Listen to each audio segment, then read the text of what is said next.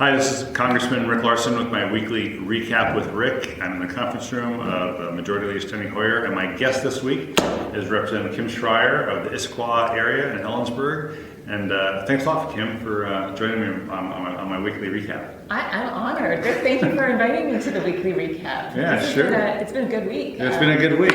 We just came from the floor where we passed a bill to ban all flavored nicotine products, which is such a win for kids and hopefully will prevent a lot of disease later. So good time for a pediatrician in Congress. Absolutely, including not just nicotine and tobacco, but vaping as well. Right? Absolutely, it's becoming an epidemic. Yeah, thanks for doing that. Thanks for being here.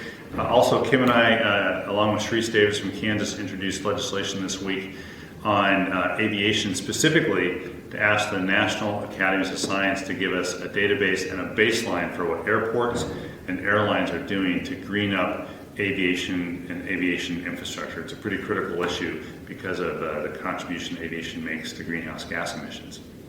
It's really important. Aerospace makes such a big part of Washington State's economy. Planes aren't going anywhere, but we have to deal with a warming climate and greenhouse gases, and so this is a way to just see what we can do, inventory what's going on now with what different places are doing to limit greenhouse gas emissions and see how we can learn from it. So, CTAC already plugs in all of our planes, which does wonders. Less idling time means fewer greenhouse gases up in the atmosphere. So I'm thrilled to support this. Yeah, and one thing we don't know is what other airports are doing. We don't know. We don't have a full catalog of what airlines are doing, and we need to know what the research and the science says about how much farther we can and we should be pushing it. So, looking forward, we have that bill introduced, and we'll look forward to working to get that passed.